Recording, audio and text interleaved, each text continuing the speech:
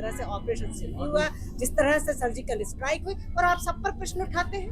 नहीं नहीं, हमको नहीं चाहिए, आप चाइना को परमानेंट मेंबरशिप दे दीजिए। इस देश को आज टुकड़ों में बांटने का पाप जो किया है वो कांग्रेस ने किया है, और इसके अपराधी नेहरू, इंदिरा गांधी, राहुल गांधी जी बयान देते हैं ऑपरेशन सिंदूर पर, कांग्रेस के नेता बयान देते हैं ऑपरेशन सिंदूर पर, और वो पाकिस्तान की हेडलाइन बनता है। हिमालय पर तो एक घास का तिनका नहीं उगता था, अच्छा हुआ चाइना ने ले लिया। उन जेन जी का आह्वान करना चाहती हूँ कि इस देश के अंदर ऐसी शक्तियों का तमाम हमें खात्मा करना होगा जो इस देश के विरुद्ध जाकर इस देश को नीचा दिखाने का काम करते हैं। ईरान में जो चल रहा है, तकलीफ चल रही है, सीरिया में चल रहा है, यहाँ पे किसकी हुकूमत है? सब मुस्लिम लोगों की हुकूमत है। यहाँ पे किसकी? वहाँ पे देखो सब बर्बादी है।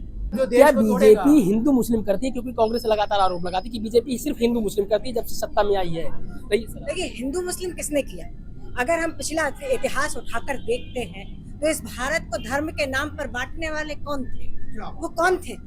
उनको यहाँ सामने आना चाहिए। वो गांधी परिवार जो देश के प्रधानमंत्री बनने के लिए, सत्ता में स्थापित होने के लिए धर्म के नाम पर देश को बांट दिया, वो आज हमसे प्रश्न पूछते हैं। जो राम के होने पर अस्तित्व पर प्रश्न उठाते हैं, राम सेतु पर प्रश्न उठाते हैं, वो आज हमसे प्रश्न पूछते हैं। और राष्ट्रपति का एक प्रोटोकॉल होता है।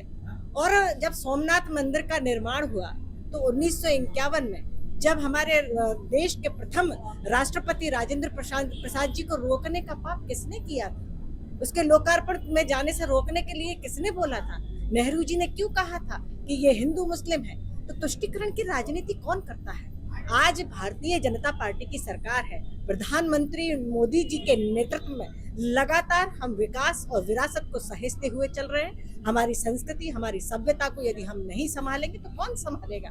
आज हमारा देश परम वैभव की तरफ जा रहा है, विश्व गुरु बनने की तरफ जा रहा है। 1947 जो है, हमारे प्रधानमंत्री ने लक्ष्य रखा है कि हमारे देश को हम सबसे आगे ले जाएंगे, विश्व गुरु बनाएंगे। आज हमारा देश चौथी आर्थिक शक्ति बन के उभर रहा है। आत्मनिर्भरता की जब मोदी जी बात करते हैं तो आत्मनिर्भरता क्या होता है?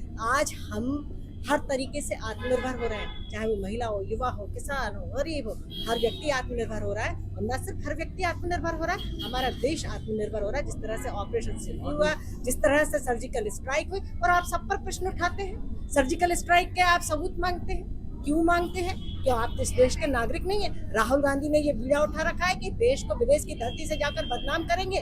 क्या आप मोदी जी से इतनी नफरत करते हैं? क्या आप बीजेपी से इतनी नफरत करते हैं? क्या आप आरएसएस से इतनी नफरत करते हैं कि आप देश को बदनाम करते हैं? राहुल गांधी देश को गालियां देते हैं, प्रधानमंत्री मोदी जी को गाली देते हैं कि मोदी जी अकेले एक इंसान नहीं है, इस देश के प्रधानमंत्री हैं, आप उनको कोसते हैं। तो ये आपकी आस्था है, ये आपकी देशभक्ति है। तो इस देश को बांटने का काम, इस देश को पीछे धकेलने का काम, इस देश को आज टुकड़ों में बांटने का पाप जो किया है वो कांग्रेस ने किया है, और इसके अपराधी नेहरू, इंदिरा गांधी और जितने कांग्रेस के नेता रहे हैं। चाहे दिग्विजय सिंह जी को आज की परिस्थिति में देख लीजिए। दिग्विजय सिंह जी लगातार हिंदुत्व पर सवाल उठाते हैं। बजरंग दल को कहते हैं बजरंग दल के गुंडे हैं, हिंदू आतंकवाद है। तो इस तरीके के जो बयान आते हैं वो कांग्रेस की तरफ से आते हैं, और कांग्रेस ने लगातार इस देश को पीछे करने का काम किया। इस देश मैं आपको बता दूं, एक मिनट, कांग्रेस जो है भारत की धरती पर भारत के खिलाफ और हिंदुओं के खिलाफ काम करने के अलावा कुछ नहीं किया। मैं आपको बताता हूं कैसे, प्रूव करता हूं।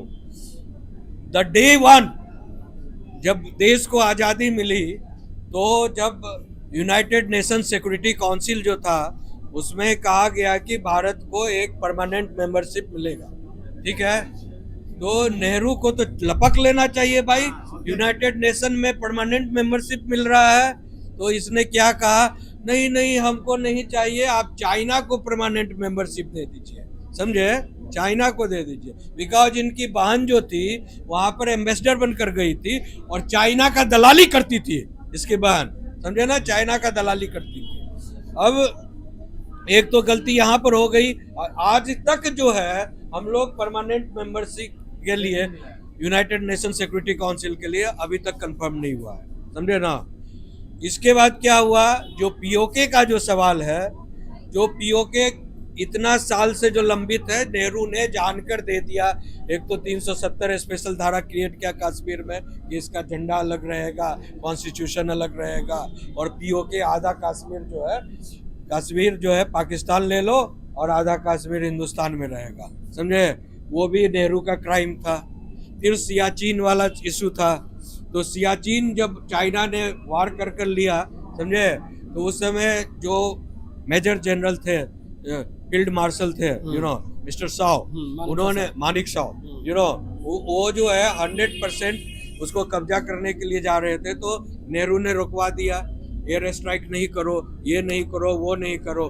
तो जब उसने ले लिया, कैप्चर कर लिया, तो पार्लियामेंट में जवाब क्या दे रहे हैं कि वहां तो एक घास का तिनका नहीं उगता था, समझे ना। सियाचिन में, हिमालय पर तो एक घास का तिनका नहीं उगता था। अच्छा हुआ चाइना ने ले लिया, समझे ना। तो उस पर एक जो है, सुनिए, अरे मेरी बात सुन लो यार। उस पर जो है विपक्ष के एक नेता थे, मिस्टर मंडल थे, क्या याद नहीं आ रहा उनका नाम, उन्होंने जवाब दिया कि नेहरू जी, आपके भी सर पर जो है ये टोपी हटा लो, तो एक भी बाल नहीं है, तो क्या आप अपना सर काट कर दे दोगे। लेकिन यही आरोप कांग्रेस लगाती है कि जब ऑपरेशन सिंदूर चल रहा था तो आपके पास मौका था, आप पीओके क्यों नहीं लिए तब? अगर आप कह रहे थे कि हम घुस गए थे कराची, कितने पाप को धोलेगा ये, तो पाप ही पाप कर कांग्रेस ने देश को आग लगा। भारतीय जनता पार्टी से ये सवाल पूछो कि आपने वो वापस क्यों नहीं ले लिया।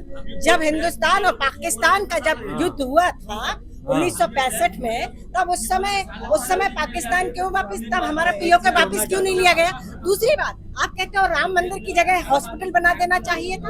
आप कहते हो कि 370 हम लगाएंगे, लेकिन भारतीय जनता पार्टी आकर हटाएगी, तो हमने हटाया भी, हमने करके भी दिखाया। लेकिन आप उस पर भी प्रश्न उठाते हो कि 370 क्यों हटाई, 35 से 1 क्यों हटाए।